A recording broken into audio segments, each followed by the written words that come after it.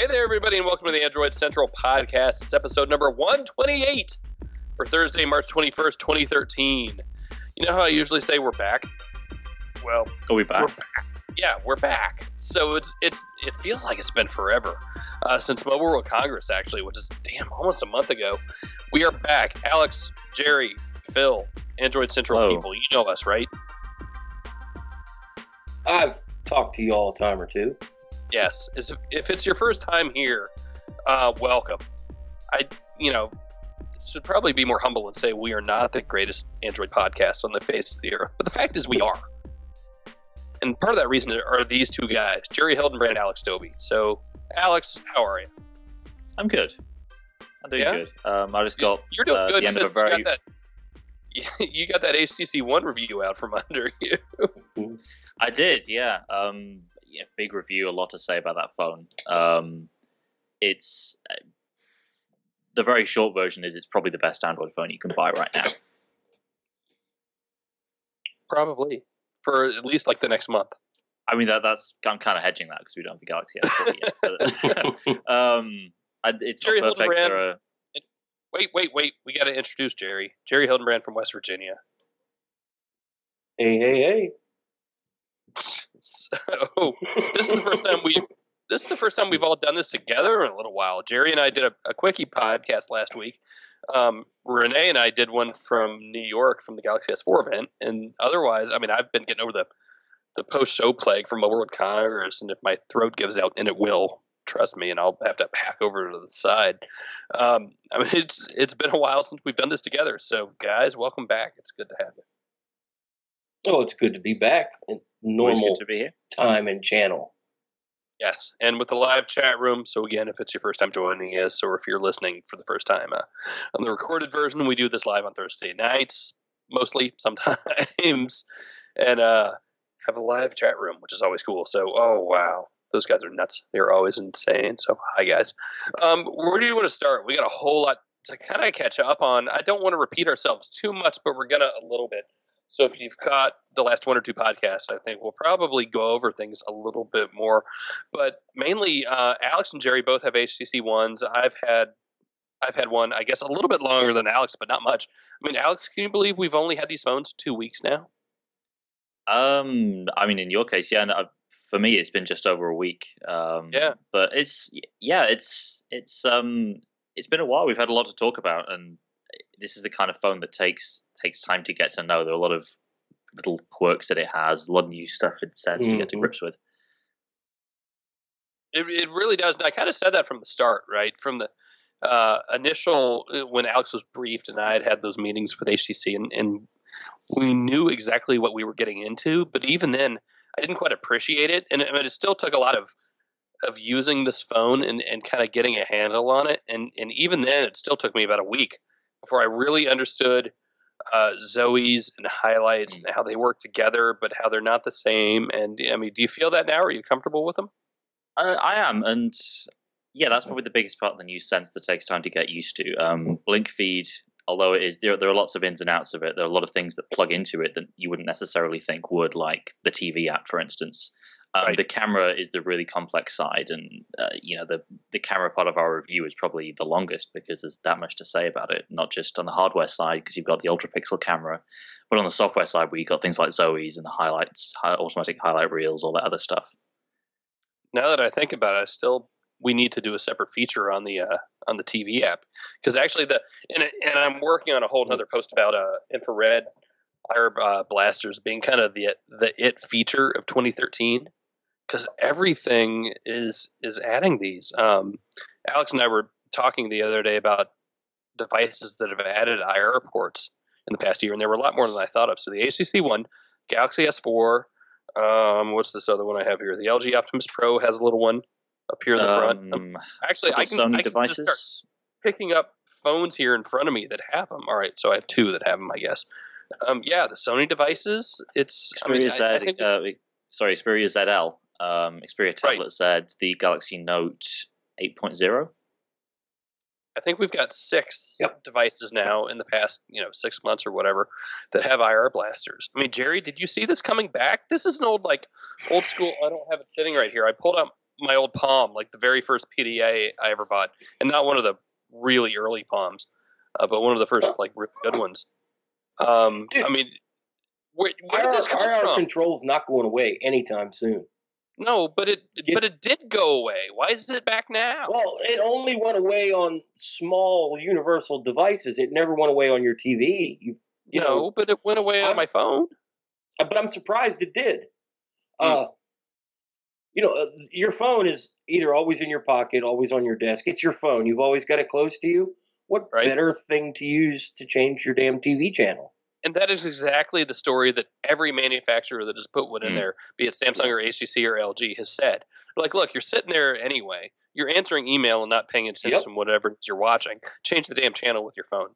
Or in the case of every manufacturer, use Peel, which is pulling in basically cable data, right? So it says, hey, here's this show. Do you want to watch it now? Just hit this button and we'll change the channel for you. And it surprisingly, it works really well. When I was really sick, the week after, and I'm only moderately sick now, but when I was really sick, the week after Mobile World Congress, and I'm laying in bed, I'm like, oh my God, the remote's like 3 feet away. I can't get to it. So this was after I got the one, I guess, so it was maybe a week later. So I actually fired up that app for the first time and set it up within like a minute, answer a couple questions. Then I have the remote control sitting here in my hand, instead of having to roll over to the other side of the bed and actually pick up the remote control. That's how lazy I was. I worked harder to stay lazy than if I just rolled over. Right afterwards, you fired up Skype. Jerry, guess what I just did? I did, actually. I didn't even have to get out of bed. So see, they're right. It worked. I mean, well, I hesitate to tell Jerry's story about this because Jerry broke some news on us yesterday. He's like, I fried my cable box. Yeah, I'm pretty sure it's just an issue with my cable box. Yes. And we've given a lot of information to HTC, and I've given some information to Comcast and Motorola via Comcast. So we're going to see exactly what's going on here. But it's not fried. It came back, but I had to have a technician come back out and reset it. The really interesting thing to me is that you have all these manufacturers putting this one feature into their phones at the same time. And I hesitate to say that it's a required feature because it's really not. Right? I mean, nobody bothered with it for forever. And all of a sudden you have it going into every device out there. Now, they're these consortiums that work with features. You have the NFC working group or whatever, and the Bluetooth special interest group. And, so there's one for IR too. Right? I mean, do you think maybe they just strong-armed everybody and saying, hey, we've got this cool way to do it. IR ports are way small now. I mean, the HTC one is hidden here in the power button. I mean, how cool is that? Actually, I'm not crazy about the power button because you can't really feel it that well. It doesn't stick out like other power buttons do. But the LG one is just friggin' tiny hidden in there, right? So they're all like that. It's making sounds at me. The new Samsung one's that way as well. So do you think maybe that's what's behind it? And they just got to everybody at the same time and said, this is the year that we're back? It could be that. I think it could be Peel could have a lot to do with it as well because they benefited from this sort of uptake in IR. They're powering all these new devices that have this TV tech behind it. Do you think Peel, I wonder if Peel's gotten any money from this consortium or, whoever's behind IR? And I don't know. I haven't looked. Mm-hmm. You know what, Phil? I think that maybe it's a little bit simpler than that. Yeah. They've made the sensors and the circuitry to switch them so tiny now. Any manufacturer can throw it in, and hey, that's a new bullet point for our list of features and specifications. Yeah, okay. Phone makers are always looking to add more. And this was really easy for them to add. I really think that had a lot to do with it. Okay, well, there's one thing Samsung's not scared of doing is adding more features, as we saw last week. Right. Yeah. We'll get to the Galaxy S4 in a minute. While we're talking about features, and actually this applies to the GS4 as well as the HTC One, I picked up an 802.11 AC router yesterday. I wish I'd done it sooner.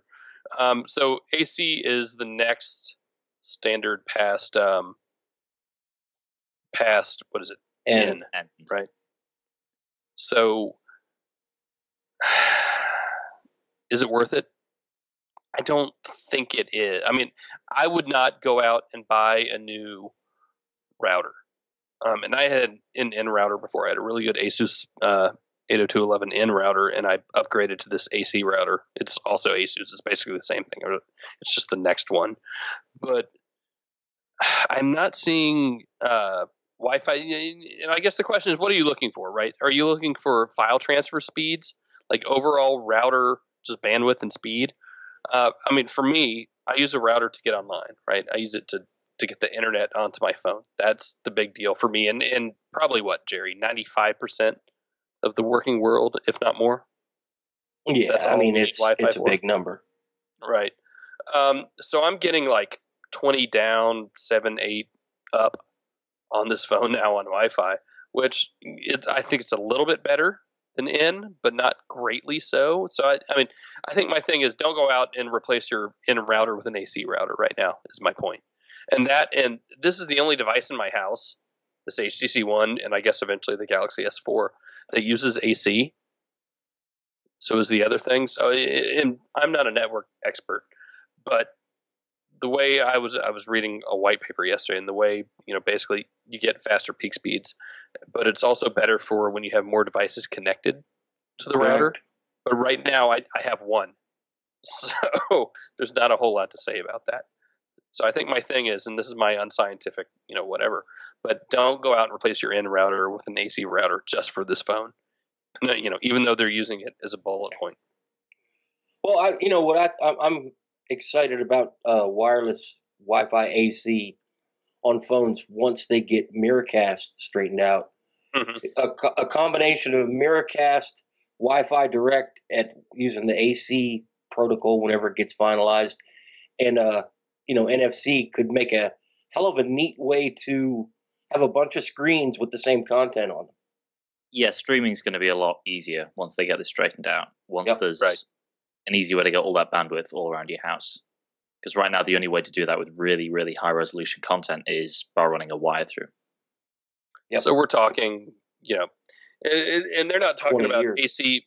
Well, not that far. But I think AC was supposed to be like the real standard come like 2015. So we're like that. Yeah, well, I don't think they've even finalized N yet. No, they have. If they have, I think N's been final for a while. I think. Yeah. But no, AC is pretty new. I hate to say ignore that bullet point. Ignore that bullet point. Just do it. Don't worry about that. And that's $200 out of our pockets to figure that out. But it's interesting, and I can't wait to see with the AnandTech guys. I was talking to Brian Klug briefly about it, and he said you should probably also see some slightly better battery life on Wi-Fi. But Jesus, I mean, Wi-Fi battery life is already really good on all these phones. So, I'm sitting here in my office in Wi-Fi all day, and let me look and see how long this one's been on. It's been a while. Power 23% after 14 hours. So, and that's after running around playing Ingress outside for a little while today. That one you sent me has been on standby for 6 days. So I sent Jerry, if you guys don't know how it worked, if you haven't heard the story, so HTC sent us a unit. I got it, 2 weeks ago, Saturday, which would be where's my calendar? I lost my calendar. Hit the apps button, and it's yeah. So I got it on the 9th, right? And then the 11th we got the retail unit. So 2 days later, that Monday, we got a retail unit, and so I sent the original one to Jerry. So it has older software. So Jerry has one, I have one. Alex has two now. I have one. Oh, that's right. You had to send one back. My pre-release one went back. Right. I have this one, which is resale. So, Jerry, what do you think about the hardware? Because we know what Alex thinks. We read his review. We know what I think, basically, because I've been talking I feel like I've been talking nonstop about this forever. So what do you think about it? I think it's built like a tank. I love the way it's built. I love the beveled edges. Really, really like the look, the way that white rubber is inside the aluminum. Well, it's plastic. I had to. It's plastic. You can't feel it, so I'm not sure what it is because it's all right. So the way it works, if you haven't seen it, and HTC's done a couple posts on it, I've got pictures buried somewhere I can do something with. The thickness of the HTC One, I mean, this is all one piece of aluminum, right? So the front isn't one piece, and then it's not glued to a piece of plastic. It's all one piece of aluminum that they milled out in a bunch of different ways, and then injected the plastic into it. It's actually pretty impressive to see. So that's what that is. So they call it zero gap technology, and actually my unit here is like straight off the line before they got it really dialed in. So I've got a tiny bit of play in it, but I wouldn't even say that like publicly in a post or anything, right? Now, but I'm not having a full on love affair with the thing. Neither am I. I sat there and I held it in my hand and I said, Jerry, why? What don't you like? What's giving you a problem? And I think it's too thin and too tall. Yeah. Make it a like millimeter thicker. Yeah. Right. I actually want the phone thicker in my hand. Make it weigh a little more, make it a little bit thicker. But I think it would hold better if that's, if you all know what I mean. It would just be better in your hand if it was a little bit thicker. But that's just me. I've got big hands. And I've got small hands. The 8X gets away with it, I think, because it's shorter, and it makes a big difference. And especially, the 8X. I tell you, the bezel of the 8X and the One are just about exactly the same. Like the distance between the bottom of the phone and the display. Interesting. I didn't realize that. Which is saying something because the One has this giant speaker down here, right? And up top. Yeah, and that's what I was going to say. There's only one way you're going to get two giant speakers, and that's by having a very tall phone. Yep. Right. No, those speakers meant they had to do a lot of other design compromises, including putting the home and back buttons where they are and having this HTC logo in the middle of them that doesn't do anything. And by the way, if you haven't seen today, there's a post on XDA. Somebody pulled up the E-Trade. Was it E-Trade, the Chinese company that has the replacement display? So there's no way that HTC button, according to that anyway, is going to be ever hacked to actually serve as a button. Well, because it's just there is no digitizer or whatever right there. I wasn't getting any readings with the method they were throwing around to see if anybody could. Yeah, neither did I. Mine was just dead. So it's just it looks like that's the way it's going to be. Sorry. Yeah. Bummer. Yeah, I mean it sucks, and honestly, that's a big deal for me. I'm not going to say it's a deal breaker. I mean, I'm kind of the wrong use case. My job is to try these things and use them. But I prefer having the home button in the middle, especially with my freakishly small thumbs. That's important to be able to reach to that. And I've had to significantly adjust. And actually, at one of the HTC meetings, when they first showed us this thing, I was watching Drew Bamford, their UX guy, use it, and I'm watching to see how many hands he's using. I said, Drew, I'm not sure if this is just the way you use phones or if this is the way you use this phone, but I'm watching you use it, and you're using two hands on it. You're bringing your other hand over, to hit the home button and to hit something way up top. And I don't think that was by accident, Right. That's how I have to use a Note. Mm-hmm. And that took a lot of getting used to. And, the One isn't a Note. It's not that big, but it's big enough that it's right at the spot where I can't quite reach everything with one hand. Right. So it would take a little bit getting used to. I don't think that would stop me from buying it if I was looking for a new phone, especially, something from my carrier. Mm-hmm. If I went in there today and it was sitting on the shelf, I probably wouldn't let that stop me from buying it. Because it does everything else really nice. I had the same problem with the DNA, and it's just, the way it feels. It's just the way it is. For some people, it's great. The world would suck if they only made phones that feel good to Jerry, Phil, and Alex. So, grab it for other people. Well, for us, it'd be great. I keep coming back to, and I've been using this phone as my main phone for 2 weeks now. And I keep picking up the Nexus 4, and the Nexus 4, I think, is just working better for me. I really do like the rubber on the sides. I think that makes it much more grippable, especially with a plastic bag. And aluminum is not easy to hang on to, right? And the plastic's not as grippable either on the sides. That makes a difference. So it's been fun, picking up all these other phones on my desk, and especially switching in the middle of everything to the Galaxy S4. which was a little bizarre. But no, I mean the one is a really good phone. The battery life. Everyone keeps asking about battery life. I mean, Alex, you're the only one who's actually used this European phone in Europe with LTE, right? Yep. Battery life is good. It's not particularly outstanding to the point, use certain phones, they have really, really great battery life. You'll get a few days out of them a single charge. It's average battery life, but it's perfectly good average battery life. Sitting here mostly on Wi-Fi today, Wi-Fi and HSPA, and hopping between the two. 15 hours, 51 minutes, 38%, which is perfectly fine for me. Yeah, that's good. In fact, probably a little more than I get from my Nexus 4. I think you might have been a little hard on it, actually, in your review. Like, I think you're being a little conservative. Hey, you got to remember battery life. It's so hard to do because it's different for everyone. Not just the way you use it, but your location makes a huge difference. Yeah, and Alex, you're on kind of a fringe area, right? A little bit. Well, I know Alex. I know when he tells me this is how it works where I live. UK. Whoa! I know that. I can't hear either one of you when both is talking at the same time. Alex, go ahead. Yeah, so UK and the LTE in the UK is kind of patchy right now. It's growing, but in urban areas you do get a lot of dropping on and off. So I have to say, even on LTE on this, LTE doesn't seem to make a big impact on battery the way I've noticed in the US using some of Verizon devices it does. So I guess that's some improvement there. Jerry? Yes.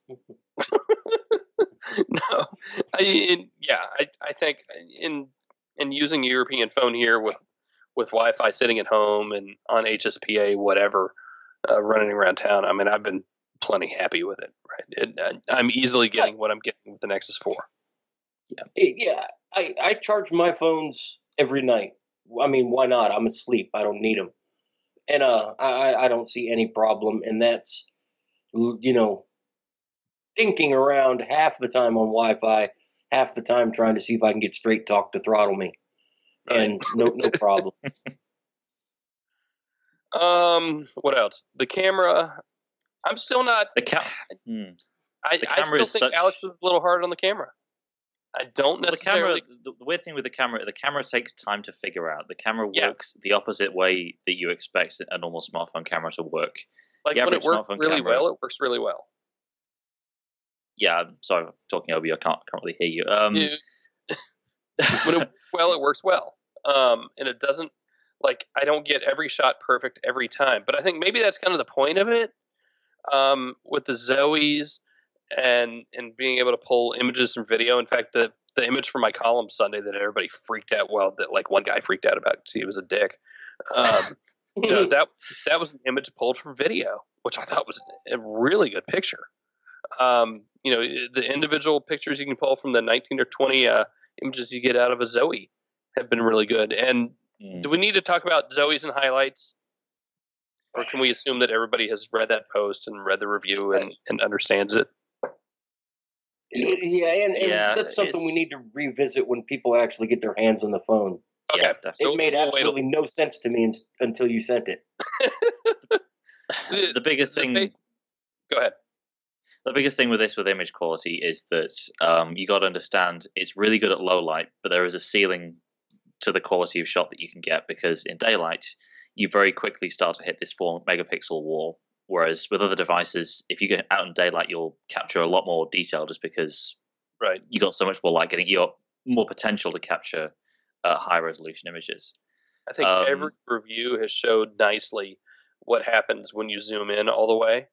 Yeah, and you have less detail. Like when you zoom in on the phone when you're taking the picture, and it goes to pot really quick. It's not good.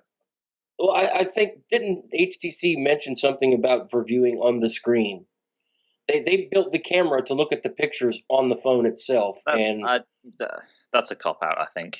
Well, they built it for normal people, is the way I think Paul O'Brien from Motorco put it, and that's a great way of looking at it. Normal people don't wait for ideal lighting conditions. They're not doing perfectly framed shots.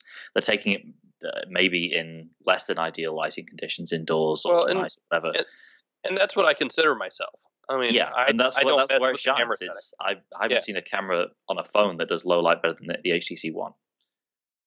Well, we need to get you a Lumia. We need to get you a Lumia, I think. Yeah, I've seen comparisons with a Lumia, and it's up there with that in low light, I think. Mm-hmm. Yes, somebody we all know and trust. I mean, Miriam. She came right out and said that the HTC One flat out outperforms the Lumia in low light.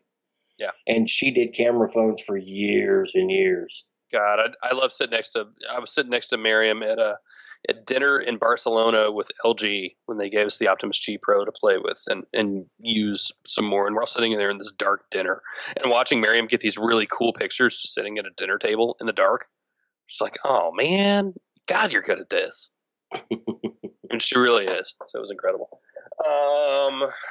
What else? I mean, I don't want to pass over the software too much more than we have. I don't think Sense 5 is horrible. I think it's pretty good. It was fun learning it, wasn't it? It was. I think it stops you from going too quickly. I think it's almost like it puts in speed bumps.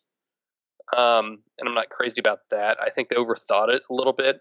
If you haven't read my post on the app drawer, I think they overthought that a little bit. And again, there are reasons they did all this stuff. There are reasons some things don't work the way I think they should. So it's not like, it's haphazard. But stock is still easier for me to use, I think. Correct. I think, Zoe's and highlights, I love the idea of highlights. I think they buried the hell out of them, and it's disappointing. And it's that I have to explain Zoe's and highlights to somebody means something's wrong. And that, I needed 1,500 words to explain those two and still not really get that in depth into it. And I want to throw in you 1,500 words, and I bugged you nonstop about it because I was really interested. Right. And I didn't get it either until you actually showed it to me. Right. They do not do a very good job explaining how all these features are working. They did a horrible job, but here's the other thing. Have you gone into so I'm going to, where am I going? Going into the settings menu and about and help. Right, so that's 3 layers down. Tips and help. I'm now 4 layers down. Then you have to download it all. And then you have to download these really good help videos that explain all this stuff to you and do it like with real good. Here, I'll show one right now. Oh, I have to download it first. Damn it. Those should have been right on the internal storage that the user can delete if they want. No, these need to be on the home screen. Well, they kind of shortcuts on the home screen to them right there. That prominent. Occasionally, they do show up in the first week or so in BlinkFeed. Oh, do they? Yep. Okay, so if you see it's easy to lose them in amongst all the other crap that gets thrown in there. Right. So if you see them among everything, all right, here. So here's the Zoe, and I'll put it up next to the microphone so you can hear it. Pretty neat, huh? I fast forwarded here. Make your memories come to life with HTC Zoe. With HTC Zoe, the camera automatically takes a series of photos and a 3-second video, giving you that living photo of the moment. So it's a really nice explanation of how all this works, but damned if you'll ever find it. I mean, this is stuff they can fix relatively easily, I think, right? There's a lot of stuff they can fix relatively easily, and part of me gets frustrated because I've seen, I've been seeing this for 2 months now, basically, from when they first showed it to us, and it wasn't done, and from when they first sent us devices, and it's still not, quite done, and they're still working on things, right? All the Get Started stuff they're still working on, all the Zoe Share stuff, with links that die after 6 months, which to me as a publisher is, there's no bigger sin than a dead link, right? There's a lot of stuff they need to fix and refine that, frankly, I think should have been done at launch.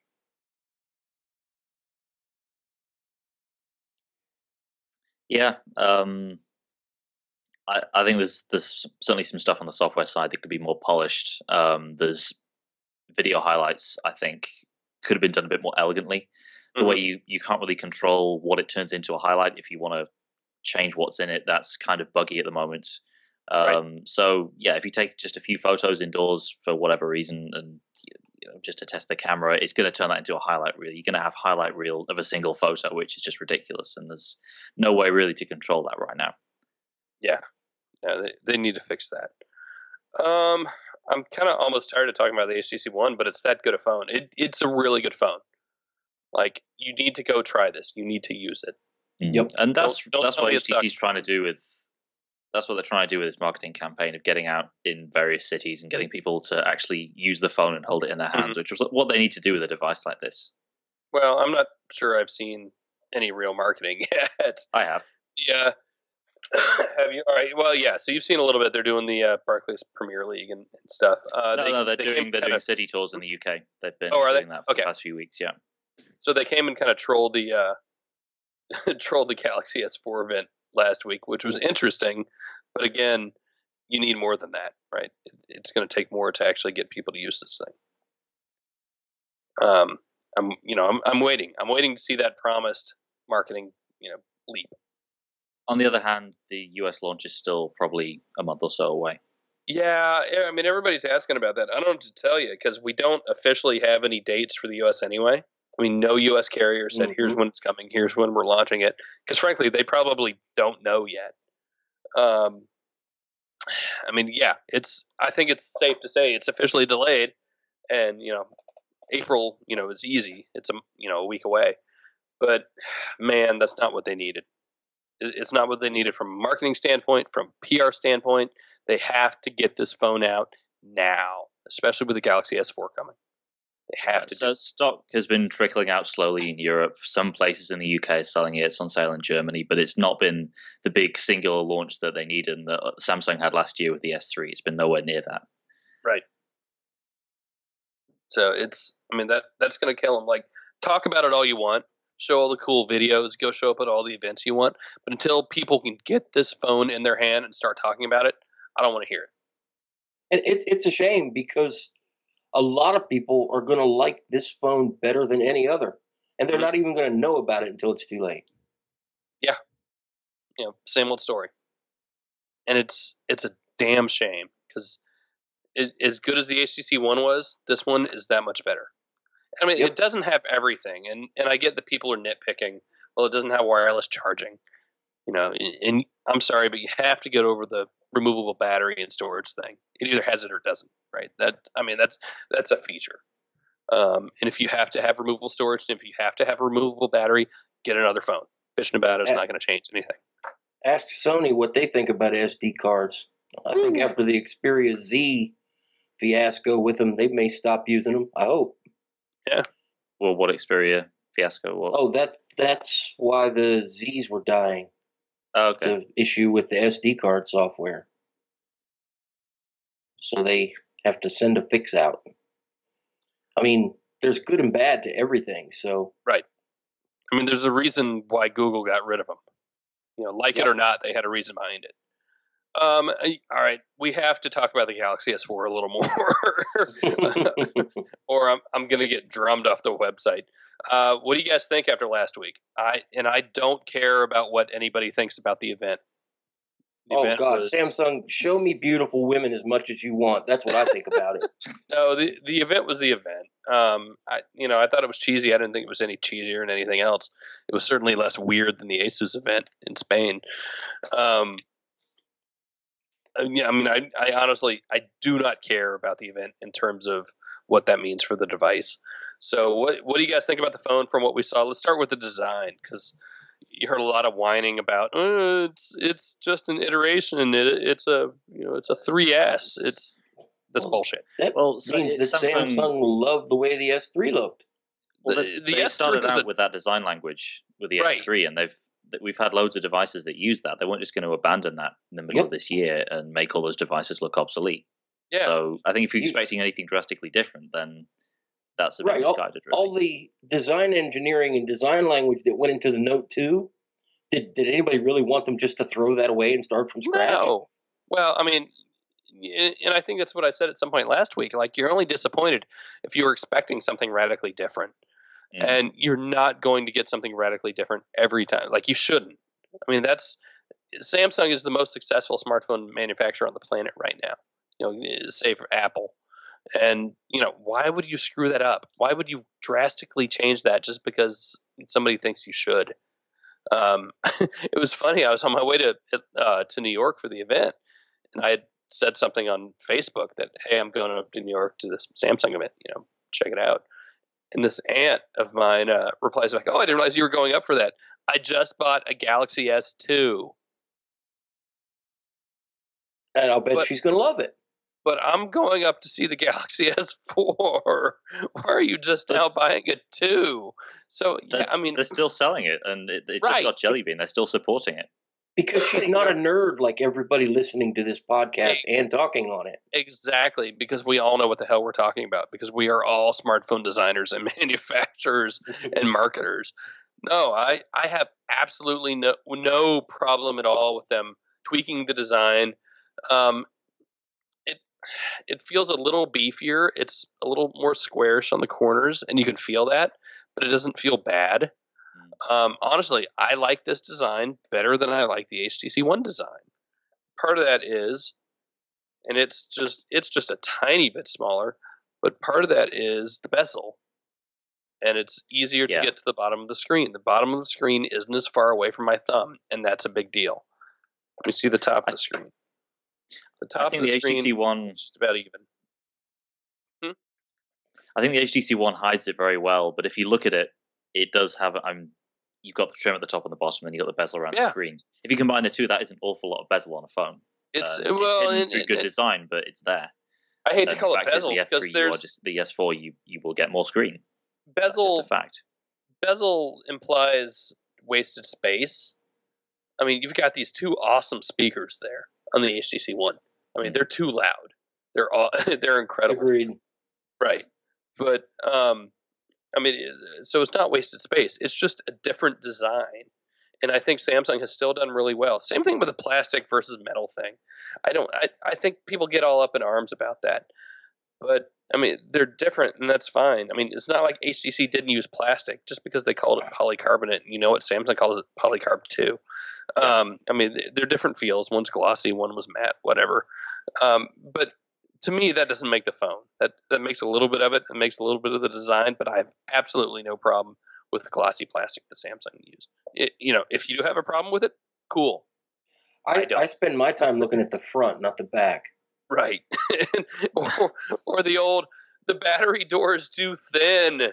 It's too flimsy. It's like, no, put it on, ignore it. And that goes back to the Infuse, back to the Galaxy S2 days, right? I mean, it was a little ridiculous. The software, again, I'm sitting in this meeting and they're going over all the features of this thing, and I'm just kind of like, what? There was so much stuff. It's just incredible how much they've been able to pack into this. And look, a lot of it's gimmicky. Holding your finger over it to pop up a preview of something. It's really cool, but it's really gimmicky. And it was a little janky because the software is not finished, okay? So anyone who says it's laggy, it's slow, yes, the software was not finished. I actually like that hover preview thing. That was kind of cool. I like that better than waving to scroll and swipe and stuff. No. You feel goofy doing it. It's not natural. You have to wave your arm a lot more than you think you should. And it's more effort, isn't it? It's a massive gesture. It absolutely was. It's like, why am I... tap on the screen. I will use my dirty thumb, put it on the screen and wipe it off later. That's less effort than going like this and, whacking somebody in the head sitting next to me. But if your nails are wet, I mean, I learned that from the event. Stop it. No, look, and I get what they were saying, right? Because there have been times where, like, my hand is wet or something. I need to get a phone. I mean, it's kind of a dumb use case, but I get it. It happens. I think the bigger thing is using gloves, especially for people up north, and that's one I admittedly take for granted because I don't even know what snow is. But that's a big deal that you can use it with gloves. What else? I really want to see the camera on this thing. I mean, Samsung's always had really good cameras. And they've had good cameras, but they've never really made a fuss about it. They've always left it up to reviewers to find out how good the camera is, and they've just said, okay, it's a 13 megapixel camera, and left it at that. So the camera app has gotten even better. They've refined it. They've borrowed from the Galaxy camera application in Gallery, and it's really good. I really want to spend some more time with that. Just in the hour we had to play with it, just doesn't do it justice. I do want to talk briefly about the CyanogenMod thing this week because, Jesus, people totally misunderstood that. Some of the people who developed some of the other Samsung devices with CyanogenMod said, hey, we're not going to do it for the Galaxy S4, but not – look, they don't speak for CM, right? I don't think our post said they speak for CM. I think people misread it. I think we probably could have done the headline a little bit better. But if you actually read the post, which a lot of people who emailed me didn't actually do, they said, well, I didn't read it, but – well, stop. I don't care. No, these guys spoke out of school and, shit hit the fan and it happens. But no, there will be CyanogenMod for the Galaxy S4. Anybody who thinks differently is, that's just crazy. It's too big a phone. So everybody relax. I do want to talk about the two different kinds of this. So there's going to be one with Exynos and one with a Snapdragon 600. And that's actually where some of the confusion came in, right, Jerry? Well, yeah, I don't want you to wade into the drama. All that, but yes, that was part of it. And the Exynos, nobody's happy with the open source aspects, and nobody wants to maintain two devices, and it goes from there. Do we know of any regions that are actually getting the Exynos right now? There's a list of kind of an unofficial estimated list. It basically looks like anywhere in the West that has LTE is getting the Snapdragon version. All right, so that's a good thing. People are flying off the handle, but that's a good thing. The devil you know, people. And there's somebody in the chat room saying there's so much lag on the S4, I cringe every time I see it. Stop right now. What you have seen is not finished hardware, not finished software. I'm running out of ways to say that. You have not seen the finished device, so shut the hell up. That's right. I went there. And I'm tired of seeing that. It's laggy. It's not finished software. You know what? The kernel build, they usually put dates on the kernel builds, right? So I'm sitting there in New York on March 14th. You know what the kernel build said? March 14th. Yeah, like they did it that morning. It's not finished by any stretch of the imagination. So it was pretty obvious. So Jesus, people need to relax a little and let them finish this stuff. And that's why I almost kind of hate it when we get these preview looks at things. Because on one hand, it's, hey, cool, we get to see it, we get to tell you about it.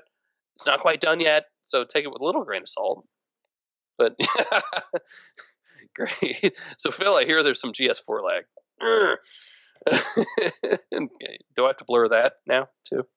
Anyway, Alex said what I was thinking. The HTC One doesn't have any lag. Not a bit of lag on the HTC One whatsoever. And I've got pre-release software. So what do you say about that, Phil? Yell at us. God, you guys are such HTC fanboys. That's all you ever write about is HTC.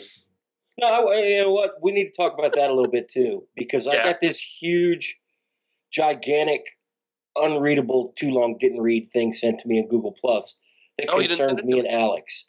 And Alex, you're lucky. He spelled your name wrong, I think, so you didn't have to see it. Alex is a Samsung fanboy. Jerry is an HTC fanboy, and that means that we can never be objective. Now, I can't speak for Alex, but I am a fanboy of well-done software. I don't care who does it. I love Samsung phones. They do a lot of things that piss me off because I love them so much. And I think Alex probably feels the same way about HTC. He wants great stuff from great companies. Yep.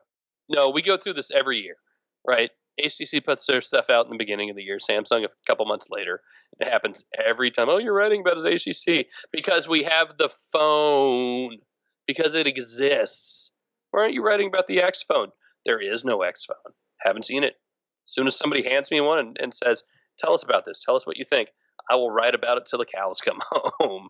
But right now, this is what we have. And pretty soon we'll have the Galaxy S4, and we'll do more posts about that and make everybody sick about it. But we go through this every year. We went through it last year. Yep. How come you wrote so many Galaxy S3 stories? Because I flew to London for 36 hours. I didn't go over there to not write anything. That'd be kind of dumb. Honestly, man, you think I pissed people off 2 weeks ago with that podcast? They're going to love this one. It's a pretty angry podcast. No, it's really not. That's the thing. It didn't start out that way anyway. Anything else Galaxy S4 we need to talk about? Just the chips. I mean, the common misconception is a lot of sort of wringing of hands over the fact that it's gone from being an 8-core to a 4-core, but that's not the way the 8-core chip works. That. Yeah, I'm so not worried about that. Essentially, the 8-core version is 2 quad-core chips, 1 low power, 1 high power, and it switches between the 2 on the fly. So you only ever get 4 at a time. That's the way it works, and it does that for power management reasons. And when it switches, nothing gets processed. So if it takes more than 20 or 30 microseconds to switch, your phone will lag. Right. So don't wish for something until you've seen it. Yeah, and a lot of people are singing the praises of this chip when we haven't used it in any shipping device yet. So exactly. Let's wait and see. Not even going there. We need to talk about everything Google has done in the past, 2 days. Actually, it was funny. I was in New York for the thing last week, and suddenly my email just starts blowing up. I'm like, what the hell just happened? Google's killing Google Reader. Huh. And on one hand, that's bad. The bloggers, I hate to say bloggers, because that really sounds disparaging, and I don't mean it to be. Anyone who has to follow a whole lot of news at one time, Google Reader has been the best way to do it, right? It's an RSS aggregator, feed reader, whatever. And because it's Google, it's all synced to your Google stuff, so you get it wherever, right? And they're going to kill it come July 1st. It's gone. I don't know why. I hesitate to say it's because nobody's using it. I mean, from a consumer standpoint, I get that. It's not like my mom is using Google Reader. It's not like my wife is using it. It's nerds who need to follow a lot of the latest whatever at one time. The bigger deal is, and it's not like you can't export this stuff, right? I've got all my feeds. It's sitting in an XML file. The catch is you just need some place that syncs it in real time, like Google Reader does, right? So I have a feeling somebody's going to step up. I don't think Google's going to give it a reprieve. I don't think they're going to save it, which sucks because we depend on it for a lot of stuff. But that's life. I really have not. I finally saw some posts come out today, I think, saying that just because Google's killing Google Reader doesn't mean you shouldn't trust a Google service ever. That's such a short-sighted, knee-jerk reaction. What? I'm going back to Hotmail and ICQ. maybe Yahoo Chat will open back up because I can't trust Google. I think we should do this podcast over ICQ. That'd be pretty interesting. We really should. I'm not sure I'm allowed on IC or on IRC. Or you said ICQ. That's really old school. No. I mean, they're killing it. It sucks, and we're going to have to find something else to use. But there's no shortage of people who've stepped up and said, "Look, we're gonna take over from Google Reader. People can import their stuff and use our service." And Feedly, I think a few others have done that. I think writing off the chance that Google's going to develop or improve an existing service to give us our RSS aggregator back is a little early. Everybody keeps saying, "Well, it'll show up in Google Plus," but that's not really the same thing at all. Right, but what about Google Currents? Yes, it's different. Yes, it's flipboardy and really visual. But if you want to sync it with your Google Reader feeds, it can already import an RSS feed. You can't do it standalone. You have to do it through Google Reader. But the function to read RSS feeds is built into it. Why couldn't they build that out? GK Smith in the chat asked, the question is, what will be the next in the chopping block? I want to check out Google Keep, but how long will it last? Phil, you can say it's short-sighted, but I think it's a legitimate concern. We're talking about something I use all day, every day. Yes, we are. But you know what? You can live your life saying, oh my God, is this going to die? Or you can use it, and if it's gone, it's gone. I mean, that's life. You're not paying for this stuff. How much were you paying for Google Reader? Jerry, how much were you paying? I pay with information and data about me, and I do it gladly. Right. It doesn't cost me a penny. So, I mean, obviously, it's the way of the world. If you need something to rely on, either do it yourself or pay for it. Right? I mean, and even paying for it doesn't mean it's not going to go away, but at least there's a lesser chance that it's going to disappear. That's why a lot of what we do, and you're depending on somebody else to give you this service, and you're not, they're not getting anything out of it. But I think we're getting a little ahead of ourselves comparing Keep to Google Reader. We'll back up. What is Google Keep? A pretty UI for the Google Drive API. That's all it is. Yeah, it is. So Google Keep is a note-taking service, right? That puts notes into your Google Drive account. Yeah. And makes them look like notes. Yep. I mean... You know what it doesn't do? It doesn't turn me into a note-taker. I've never been a note-taker. I was horrible in school. I don't take notes. I just can't do it. And this isn't going to make me do it any better. Just the way it is. I tried. I mean, it was a couple of years ago, Mickey talked me into giving Evernote a try. Mm-hmm. Because I needed to remember what size my air conditioner filters were. Oh, God, I've watched Kevin. Yeah. Evernote for me is huge overkill. For a lot of people, it's not. A lot of people need that search capability and the annotation and all the other great stuff. Keep isn't trying to do anything like that. Keep is trying to be able for me to pick up my phone and say, I parked in lot A7 and put my phone back in my pocket. And then I have a note that tells me where I parked so I don't forget. That kind of stuff I can get into, and I'm going to start trying it a little more now. There's some talk in the chat about Keep potentially replacing Google Tasks and Gmail Tasks, which is, I mean, never know what's going to be spring clean next, or if Google even plans on doing that. But for me, Keep is something that plugs into one of Google's big services they're pushing, Google Drive. Tasks is something that was kind of tagged onto Gmail. There's never been an official client for Android for it, and it's just sort of been sitting there for quite a few years. So maybe that could be the direction it's going in. But if it is, hopefully Keep will be a bit more open than that, in that there'll be a better way to handle it on Android. Yeah. I mean, right now it's just another service. We'll see. Yeah. To me. What else? So speaking of Google Currents, it got audio playback, which is kind of cool. And I tell you what's really cool is they announced, hey, we just updated the app. It's got audio playback. So if there's an audio stream in your edition, you will have now controls to control it, right? And it took about 30 seconds for me to add the Android Central podcast to our Google Currents feed. So it's there now. So you can go and there's a podcast section, and you can listen to the podcast directly in Google Currents. And it was updated just like that. Pretty cool. Yeah, I thought that was pretty slick. Yeah, oh yeah, it's awesome. Gmail updated, so you can now, if you have Jelly Bean it up, you can archive directly from the notification bar. That's cool. It works okay. I'd still want a delete option because I get so much crap, but that's me. And again, it's all about me. It depends on what you have Gmail set to do. You can does it? It's well, yeah. Okay. Stuff. So it's like the swipe settings. So you can either archive or delete. Okay, cool. Google Flight Search is in Europe. That's a big deal for Europe. Again, I don't use it because it's about me. Yeah, it's pretty cool though. There's no shortage of sites that already do that, but it's nice to see that with a very clean Google UI. They've got maps built into it, which is nice to see. Alex, tell me about this 3D puzzle thing. You wrote that up today, and I haven't had time to look. I mean, the other post. I mean, every post I saw was like, "This is the coolest thing I've ever seen." What is it?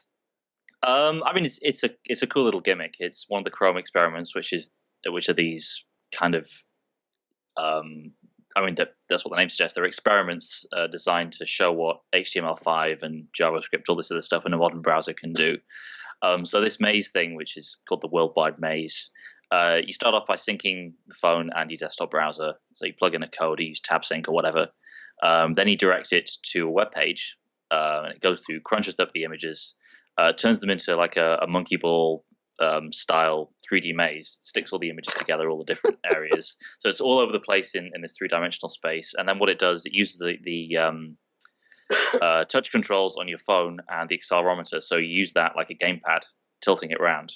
And then it moves this ball around through this maze that's made up of the web page that you put in. And that is what it does. And it's pretty cool. It's all done through HTML. There's obviously some stuff behind the scenes, so you can connect the phone through some server to the web browser. But it's good. It's impressive. Which is what it's designed to do. It's designed to show that by doing something completely crazy that this kind of stuff is possible through the web. And it's good. It works with any website?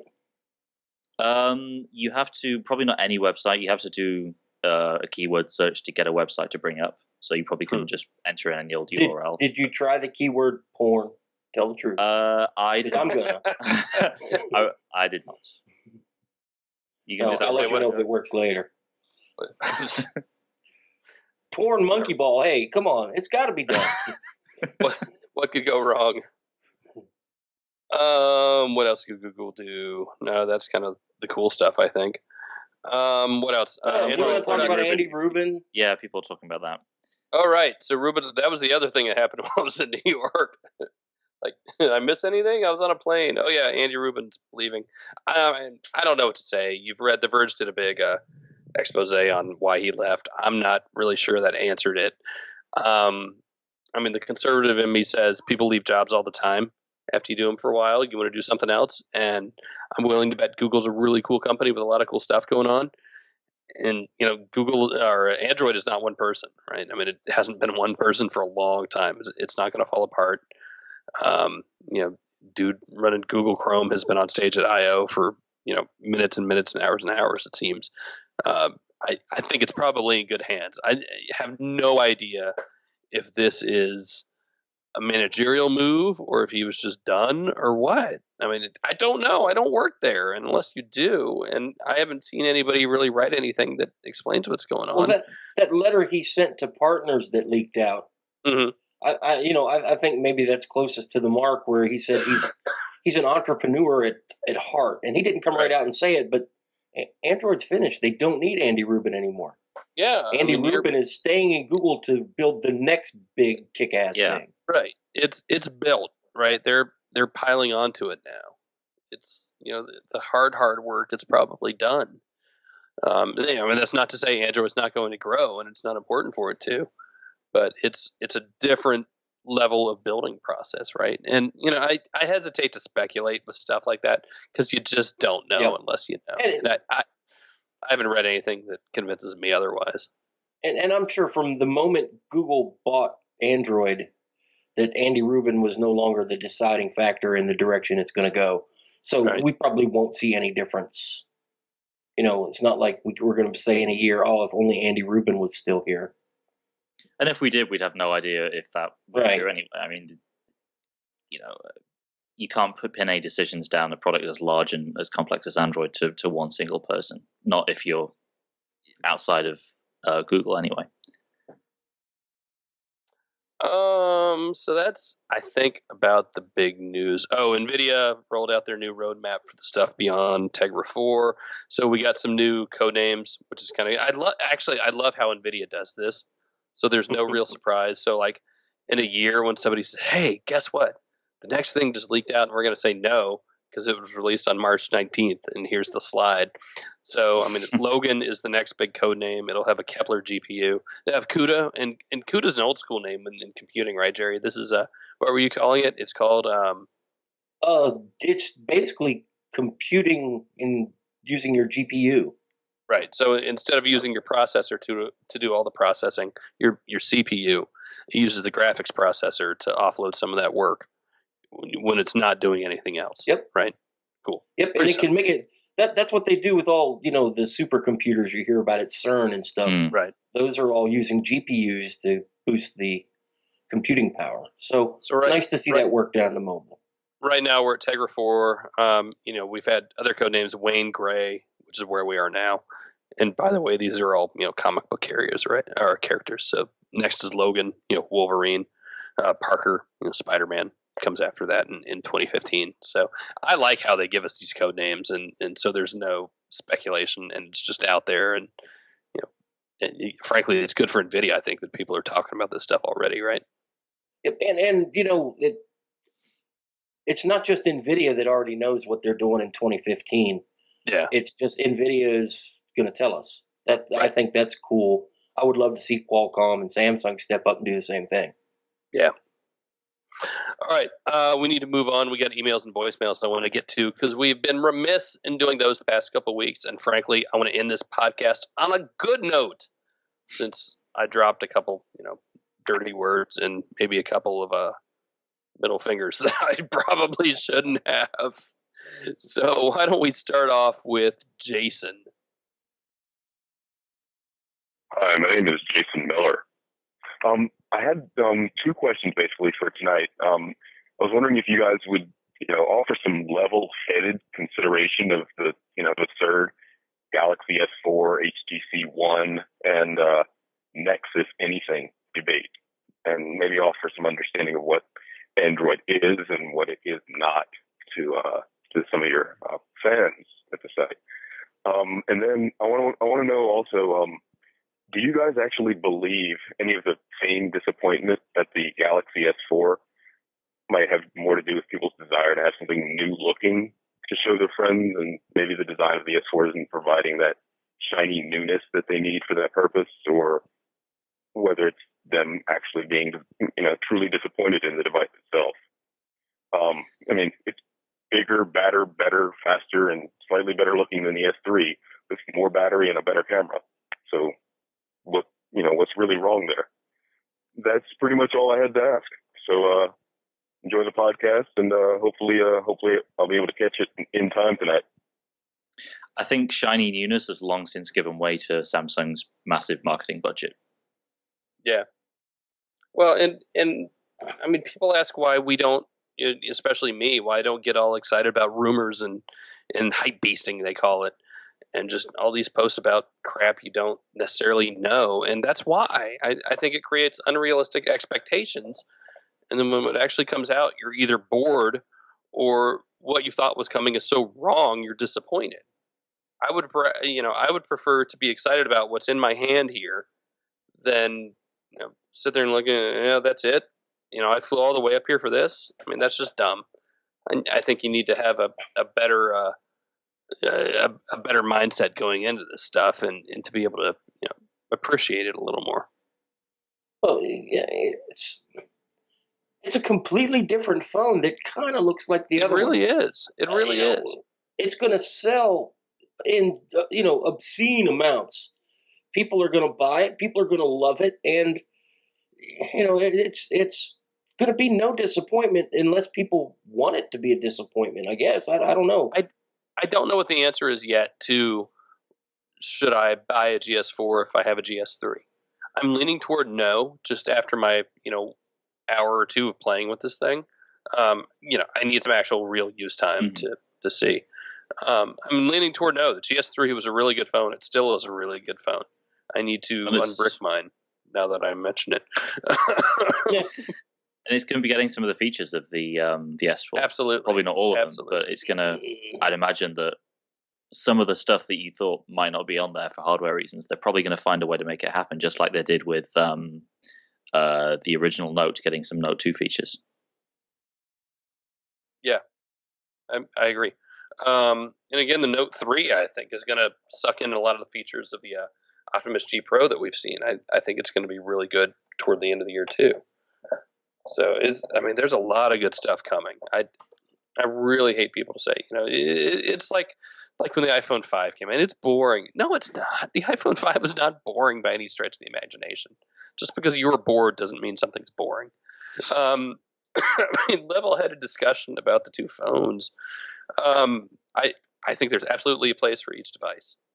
I like the HTC One a lot. I'm not convinced it's the phone for me. I think Anand Shippy from AnandTech did a really good post today. Brian Klug's doing their full review, but Anand, wrote something today, and I agree with just about everything he said. Like, it's a really good phone. Some of the design aspects are not for him, and that's okay. It's okay to have both. It's good to have it's a good problem to have, whether you get the HTC One or the Galaxy S3. That's my take. And that's going to be a tough choice, and we're going to have to address that question at some point, and it's going to be tricky for us, I think. It's going to be a hard call, and we get yelled at for not making that call, but I'm not sure you can just flat out say one is better than the other. I'm going to say right now, recommending one at the expense of the other completely is probably going to be a disservice to the other device. Exactly. There's too much really good stuff going on. I mean, if you get me drunk and give me $20, I'll tell you something. Oh, I thought that was going somewhere else completely. All right, let's move on. Next, we have Fernando is back.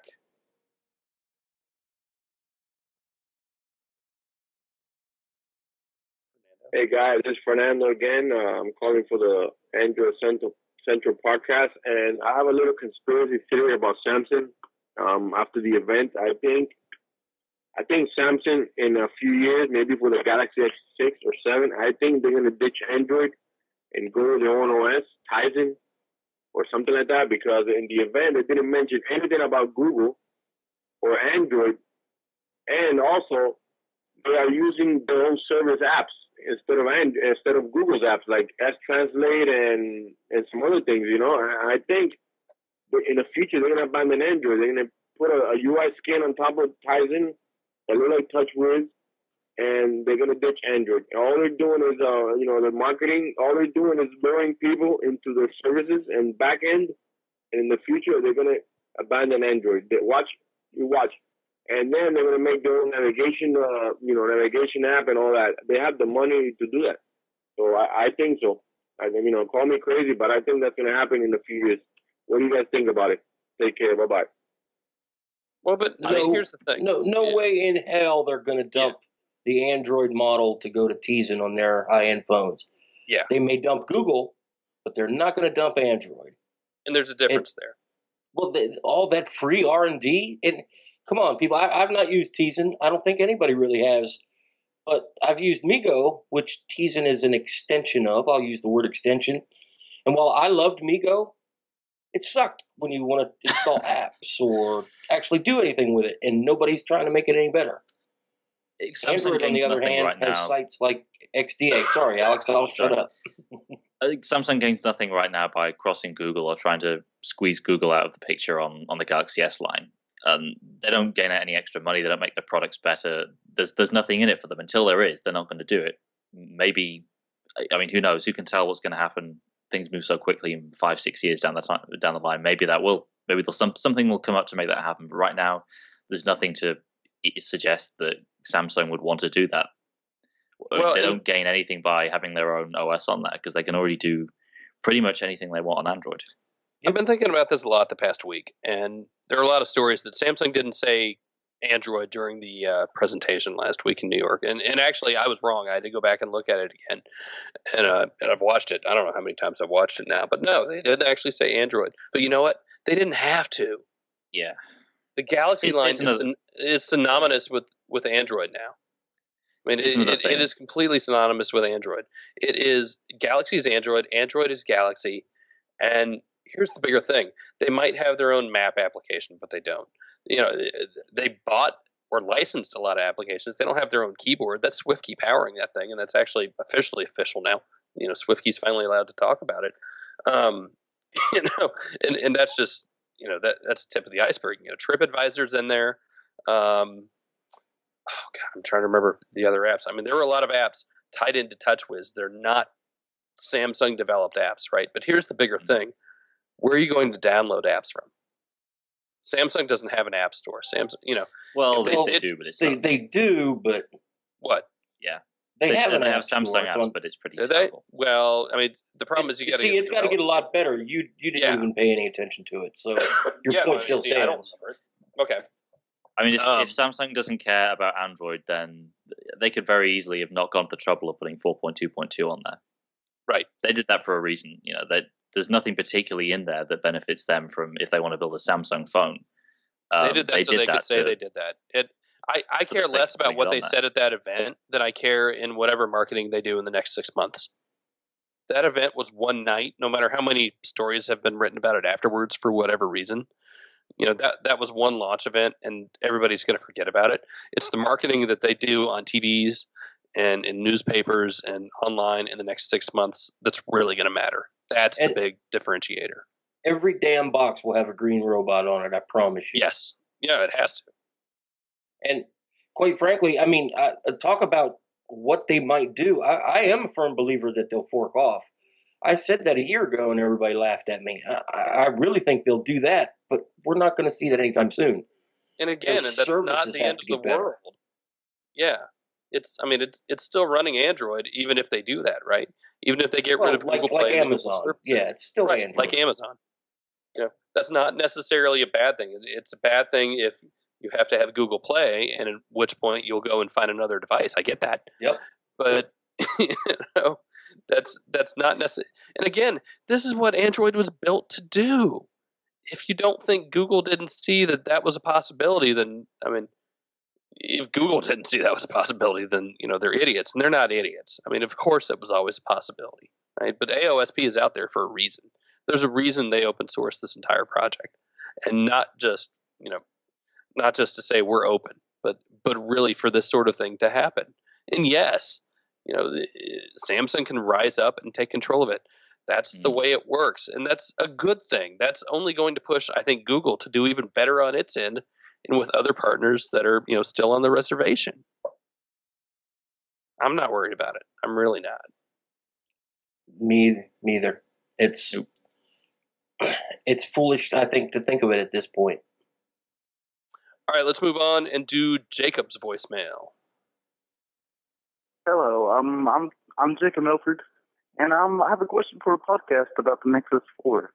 I was wondering, what's the best thing you guys like about it? And I heard on podcast 124, you guys were you said that you're going to give some out, generously asking if you could hand one out to be a sweetheart. Thank you, and this is for the next podcast, if you can send it out there. Thank you. I'm not sure anyone's going to accuse me of being a sweetheart after this podcast.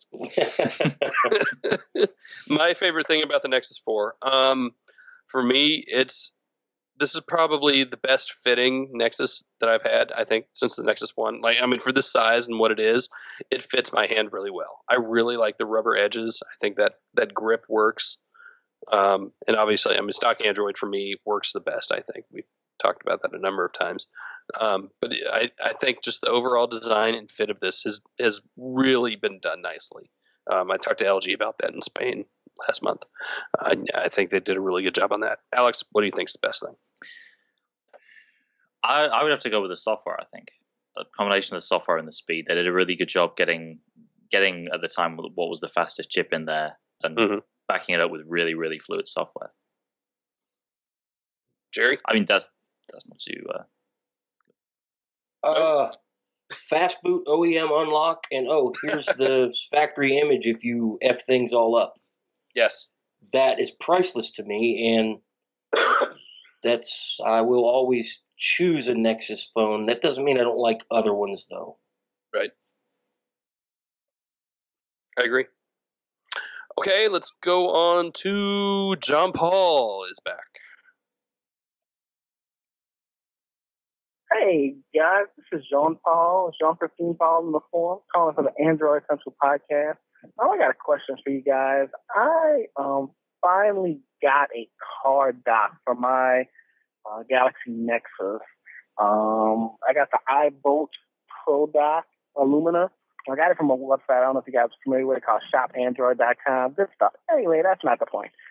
I was wondering, now that I have a card dock, I was wondering about card dock, car home type apps, since it's a Galaxy Nexus Pure ASOT. Actually, I'm running CyanogenMod on it. There's no card dock app. I searched on the Play Store. I didn't find anything that immediately caught my eye. I was wondering what you guys are using in your cars if you're on your Nexus devices. Anyway, I'd love to get thoughts. Keep up the good work. I'm always enjoying the site. Always enjoying the podcast. All right, thanks. Bye. Phil, did you pay him to call this? No, I did not. We had this discussion, if you remember. Car Home Ultra. That's the one everybody uses. Everyone suggests. I was talking to Brian Klug from AnonTech. We all keep scrambling to get Brian on the podcast because he's so awesome. Dude is so smart. But he's reviewing the Parrot, that giant double-din Parrot deck. I was like, dude, hurry the hell up because I want to read this and see if I need to buy it because I'm not, reviewing one just for the sake of reviewing that one's. It's crazy. I really want to hear his take on it. So no, Car Home Ultra, so customizable. That's me. Oh, agreed. Yeah. Now, there are some issues with car home apps. Mm-hmm. They no longer can map to the actual home and back as a home replacement while they're docked. Right. So if you use the car home application for an older phone, like I used to use one on the Evo 4G, they work a little bit differently now. So take a few minutes to learn how it works before you start the car and start driving. Yeah. Sorry, that's actually one of the car dock manufacturers, which I will let remain nameless, emailed us about that, unhappy about it. But I mean, I get why they did it, even if it kind of sucks for them. Sorry. Yeah, catch-22. You have to universalize things a little more, and that means that old things have to change. Yeah. All right, finally, last voicemail. And this, I need to set this one up a little bit. A couple weeks ago, it's probably about a month ago, I said, we want women. We need more girls calling in because I know you're out there and I know you're listening and you're awesome and we want to hear from you. And so we got one voicemail from Bossy Texas Chick, and she talked for like 3 minutes about the HTC One.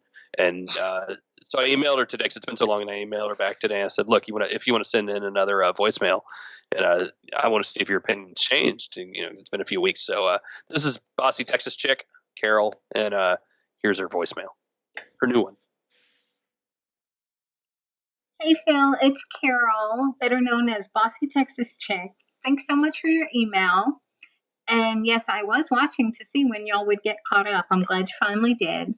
As far as my thoughts on the HTC One, no, it hasn't improved any, my opinion of it. It's actually gotten worse because now that I see the SGS4, and yes, they did keep the form factor similar, but as on another site, they pointed out that it already was pretty close to the bar that they didn't have to redo everything, whereas a lot of the other phones had to play catch up. So I'm on board with that. For the HTC One, I'm still disappointed that it doesn't have wireless charging, that it doesn't have removable storage. The camera, I don't know, the jury's still out on that, but I'm not too impressed with what I've seen so far. And the price, because I know it's probably going to be like $8.99, and I buy my phones off contract. I don't know if I said about the fact that it's only a 4.7-inch screen. Yes, it's 1920 by 1080, but for pictures, I like it a little bit bigger. But I don't know. So that's pretty much it. I'd have to say a big no on that. And what also makes me maddest about the HTC One is how everybody is criticizing the SGS4 in favor of the One, and I just don't get it.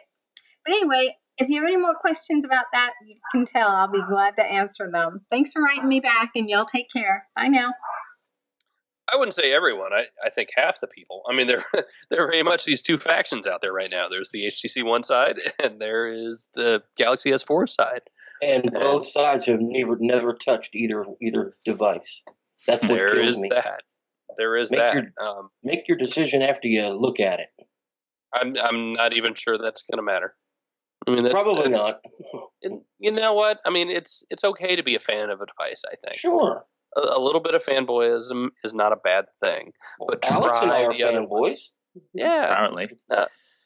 Go out and try it. That's Huawei for life, yo, says Renee in the chat room. No, I mean, go out and try them. Look, I miss wireless charging on the HTC One. I mean, going from the Nexus 4 and putting it down on the other side of my bedroom away from my head where I'm not tempted to like roll over and look at email at 3 a.m, that's a good thing. And just being able to pick it up off it, I like that. That's good. I'm okay with an internal battery and with internal storage. I'm fine with that for a number of reasons, actually. And one of them was because filling up the 64 gigabyte card that I put into the Galaxy S3 was kind of a pain, right? It's not necessarily easy to do. Like, I mean, it's not tough, but it takes time. It's a pain in the butt. And that's okay too. I mean, you're allowed to have different opinions about this stuff. It's not a zero-sum game. And, that's my take. You notice how much more calm I am right now? I'm very chill. It won't last. What do you guys think? Nothing? Really? I think whatever your preference is between these, I mean, they're two very good phones. Whatever your own personal preference is, you're not going to get anywhere by trashing the other one. It's not like, it's the same way when people come out in favor of Android and then it's suddenly they like to trash the iPhone. You can't say the iPhone's a bad device. You know, Apple didn't get where they are by making crap. So there you go. Why does what I like matter to what you like? Well, I mean, I get that people are going to give us crap because we're putting this out there. You know, we're putting ourselves out there publicly. And on one hand, I like it when we're neutral and we can try to explain things. But we're allowed to have opinions about things too, I think. And we should. So let's have one, Phil. I mean, you've actually held both. You like the Galaxy S4 a little better, you think, right? I think as a daily phone, there are going to be parts about it. And remember, I was the guy who I didn't like the, you know, and I still don't like the idea of the menu button, right? Or necessarily a physical home button. But I can work with them, and I think they work better for me than, especially with the button setup of the One, right? I think those work better for me. I think the overall design works a little better for me, even though the industrial design of the HTC One is friggin' awesome. It's really, really good. But I think the button setup and ease of use for me just isn't quite there. I like the camera. I think the camera's working pretty well for me. I like the idea of highlights. You know, I have kids that I'm always trying to, you know, share things with family and stuff, and highlights make it relatively easy. They've got a little work to do in the software, but yeah, I mean, they're bits and pieces of each phone. And I have this awesome job where I get to, you know, use a phone for, you know, 3 to 6 months or whatever, and actually experience it and make it my main phone, and then switch to the next awesome one. So I think when I hesitate to pick a phone, that's why. Because I see the good parts about all of them, and I'm, you know, usually not plopping down my own money on these things. And look, let's be honest, that makes a difference, right? I'm not putting I'm not putting money on the line for these things. I'm putting time and brain power, but that's not quite I get that that's not quite the same. There's a lot to like in the HTC One. There's a lot to like. There are some features that are going to be deal breakers for folks, and that's okay too. You know, you're going to have to compromise some, but you have to decide on what it is you want to compromise on. And if, you know, a removable battery and removable storage, you know, if you don't want to compromise on those, cool, then don't compromise on those. I'm okay with that. Yep. There's my answer. Did that help at all? I'm sure Alex and I will get a chance to play with the, you know, Galaxy S4, and we'll have a choice too. But I hope that we don't get into a slugging match out in the Smartphone Expert parking lot.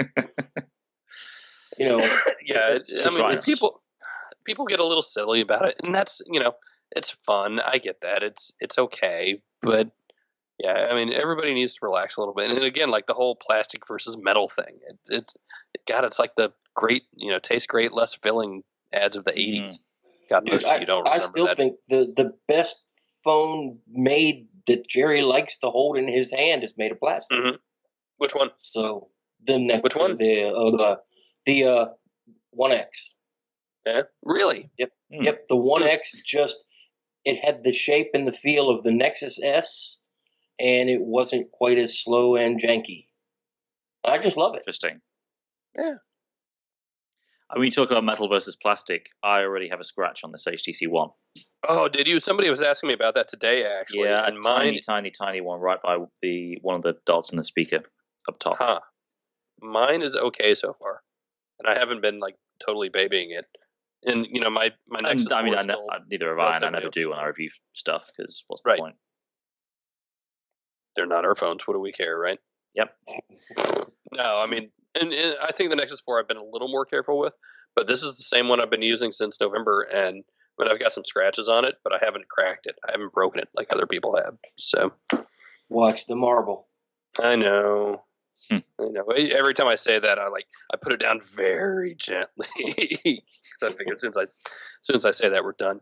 All right, I've got 4 emails lined up, and then we're getting out of here because we're running long. But I wanted to catch up on all this really good stuff. And those were excellent voicemails. And by the way, ladies, I know you're out there. I want your voicemails. Send them. I want to hear from you. Absolutely. Holler, girls. Yes. What Jerry said. All right, Chris writes, I will be switching from Sprint to Verizon in August, finally. My question is, should I be concerned that it seems that Verizon is not getting certain flagship phones recently? I'm thinking about holding out for a new Nexus phone, or better yet, a phablet. I'm concerned that they're not going to get the next one. What do you all think? If you haven't noticed, I've had to be careful about what I say, and I'm kind of running out of ways to say this, so I'll just say this. Verizon didn't get the HTC One X, and then I've written this already. Verizon, did not get the HTC One X, right? When it was first announced, whatever. Things turned out okay for Verizon. They got the DNA. DNA was a really good phone.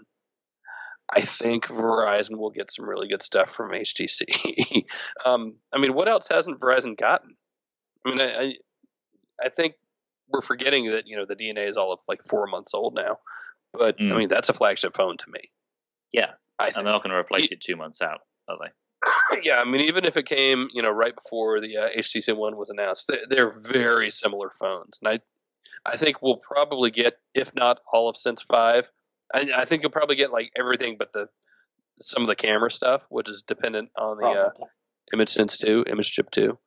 But I think you're going to get a lot of that UI stuff, maybe even blink feed. So, in his email, he specifically mentions the Nexus device. No. Yeah, that's probably not. And Verizon will get a Nexus when it can make Verizon money. Right. That's the deal. There is no this hatred that everybody likes to think between Google and Verizon about Nexus phones. I don't think it exists. I've talked to some people who lead me to believe that that's just something bloggers invented. And when Verizon can find it profitable, they'll jump on it. I agree. Peter writes, I have a Nexus 4 in the back. It's cracked. I have no idea how or when. Do you know where I can get a replacement back like Alex did? Well, I guess that depends. eBay. Yeah. Oh, yeah. Yep. Well, how'd you swap it out? Did you do it, or did you pay somebody to do it? No, I did it. It's really? Relatively easy. Yeah. You need you check this online because I'm not sure if it's exactly right. I think it's a Torx T5 screwdriver to get the screws out. All you do is you take the SIM tray out. It's either a 5 or 3. Take the screws out. Then and I didn't get a post out of this. Sorry, I didn't get a post out of this from you. We don't really do guides, do we? Teardown guides. No. Yeah. There are plenty of much better guides how to take this thing apart than I would have done. That's not what we do here, really. But take the screws out, take the SIM tray out, prise the back off, and swap it out, and that's easy enough to do. Fine. All right, my throat's really starting to go. One of you guys finish off the other two. Michael writes, "Hey AC team." In all caps. Do you think Google I/O that will show off a new 10-inch tablet? Ooh. I think no.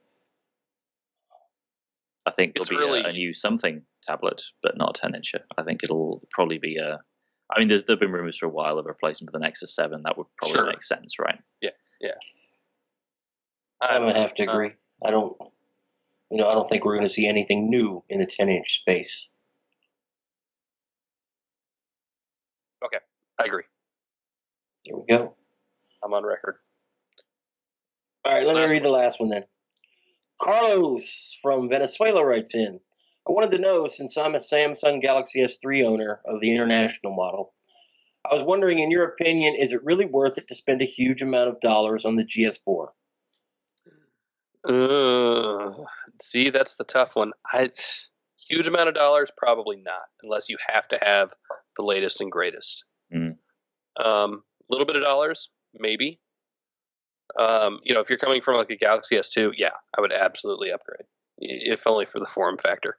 But coming from a GS3, I hate to hedge on that. My gut reaction right now, after having used it last week, is no. I reserve the right to change my mind on that. Sorry, I just did. I would say depends. Wait until somebody actually has one. Read all the reviews online, not just ours. Read them all. Watch all the videos. Talk to everybody you know. And if it has features that you just can't live without, and Samsung says they aren't coming to your phone, then spend your money. If not, keep what you've got and be happy. Right. And see how much you can get for that international S3. Well, then there's that. That might make up a fair bit of the cost towards an S4. Yep. Yeah. And that, boys and girls, I think is going to do it. That was kind of quite the podcast. An hour and a half, man. I cursed twice, flipped a couple birds. Should I apologize for that or no? Can't decide. No. YOLO, baby. You know, I will apologize for maybe last week. Somebody thought I was really out of line in saying something in that one we did before I went to New York. And honestly, I don't remember what I said and what I was mad about. But if I offended you, I'm sorry. I don't remember. Do you remember, Jerry? Yes, vividly. You said everybody sucked. They were all assholes. You hate this. You hate everyone. No, you didn't say anything like that. You said people were an idiot if they didn't like something. I forget exactly what it was, but was I right? Yeah. Oh, yeah. You were definitely right. But fine. Some people don't like being told that they really are idiots. And you know what? I have a wife who tells me that on a regular basis, and she's always right too. So it's okay. We're all friends here. So thank you guys for listening. I want one of you guys to take us home tonight because my throat's shot. Well, I want to hear Alex do it. Do it. Be sure to email us at podcast@androidcentral.com. You can also get us all on Twitter. The site is @AndroidCentral. Phil is @PhilNickinson. Jerry is @GBHIL. I am @AlexDoby. You can follow all of the writers on the site. Brought to you as you always are by shopandroid.com. Call us at 888-468-6158. You can also leave us voicemail at that very same number, 888-468-6158, extension 222.